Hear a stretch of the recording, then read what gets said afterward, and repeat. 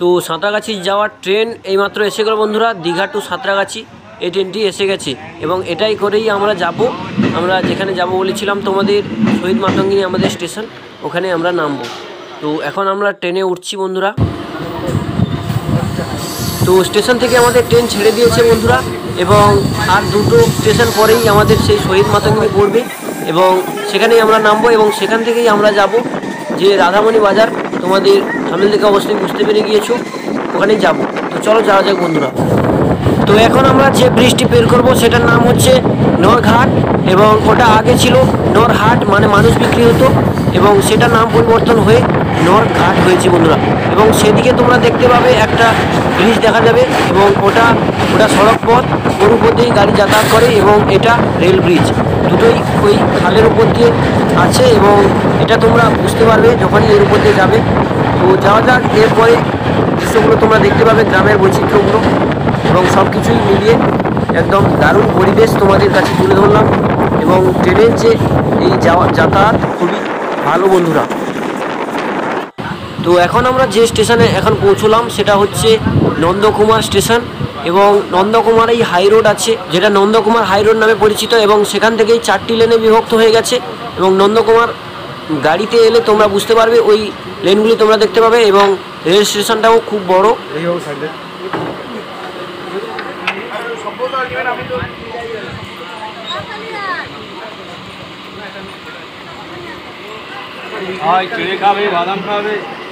এর পরের স্টেশন হবে তমলুক এবং তারপরেই শহীদ মাতঙ্গিনী পড়বে।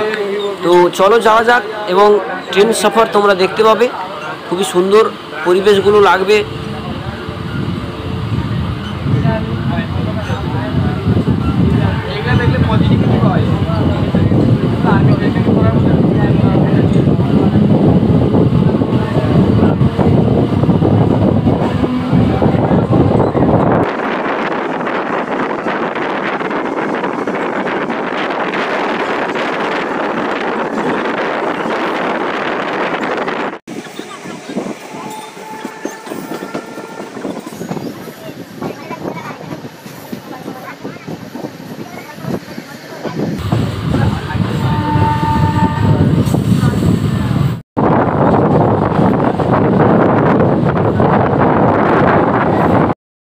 তো এখন যে স্টেশনটা পৌঁছলাম সেটা হচ্ছে তমলুক এবং তমলুক হলো আমাদের মহকুমা, আমাদের বাড়ি নন্দীগ্রাম এবং আমাদের মহকুমা হচ্ছে তমলুক।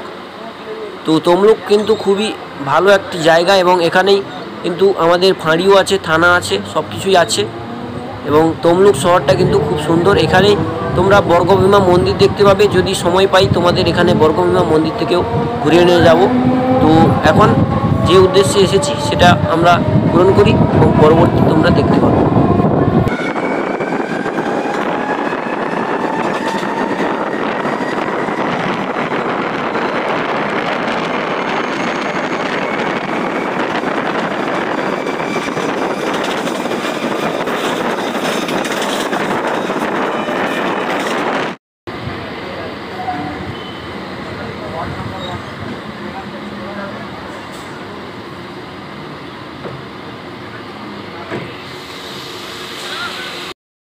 তো এখন আমরা শহীদ মাতঙ্গিনী স্টেশনে নেমেছি।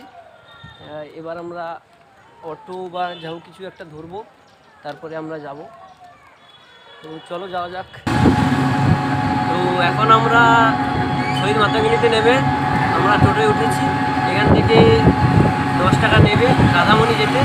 রাধামণি খুব বড়ো একটা বাজার, সেখানে পাইকারিও বিক্রি হয়, খুচরো বিক্রি হয় জামা কাপড় এবং খুব কম দামে ভালো ভালো জিনিস তোমরা পাবে। চলো যাওয়া যাক। কত সময় লাগবে একটু?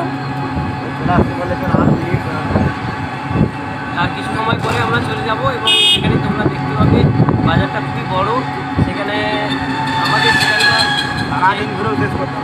সারাদিন ঘুরেও শেষ করতে পারবে না আমাদের বলছে। তো চলো যাওয়া যাক।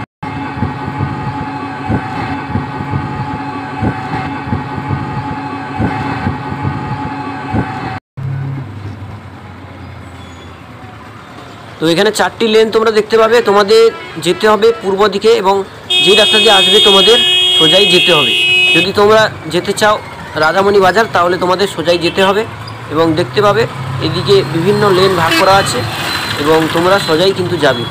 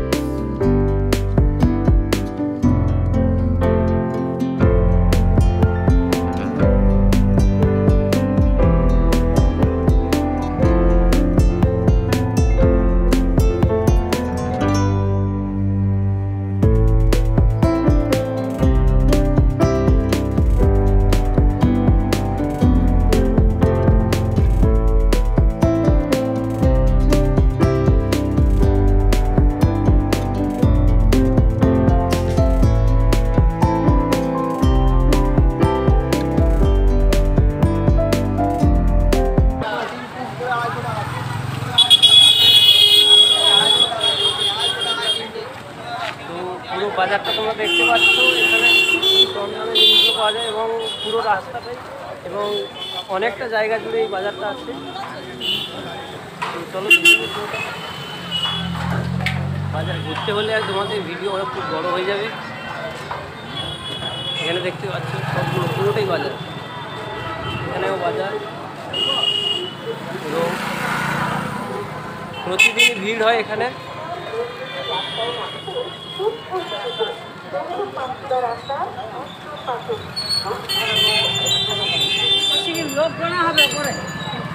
কি ব্যাপারটা রাধামণি বাজারে সেল দেওয়া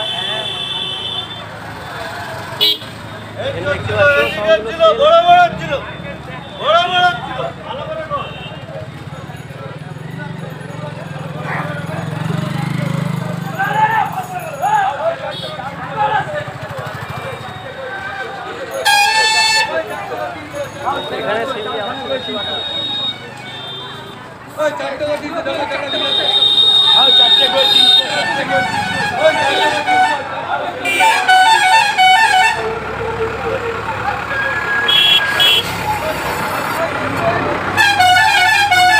যাবি যাবি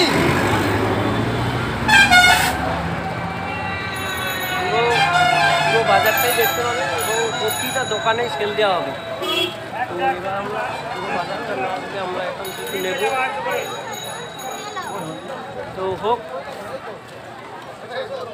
দেখতে পাচ্ছ পুরোটাই বাজার।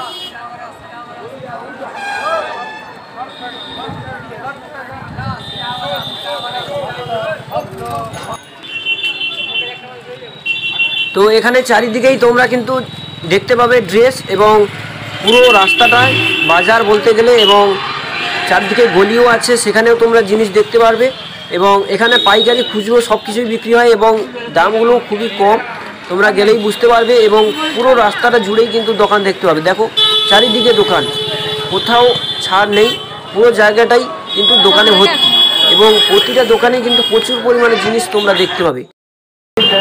তো রনপা যাচ্ছে বন্ধুরা, এখানে দেখতে পাবে এবং ওদের সাথেই দেখা করব। চলো বাস থেকে নেমেই কিন্তু ওদের সাথে দেখা করব, তো কী হয় দেখা যাক।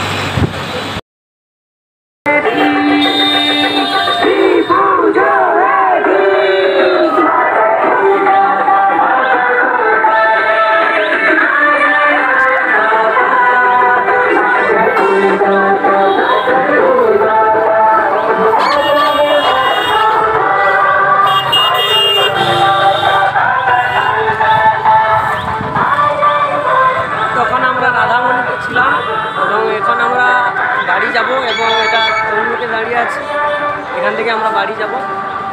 তো ভালো লাগলে ভিডিওটা লাইক করবে, শেয়ার করবে প্রচুর পরিমাণে। এখন বাই বন্ধুরা।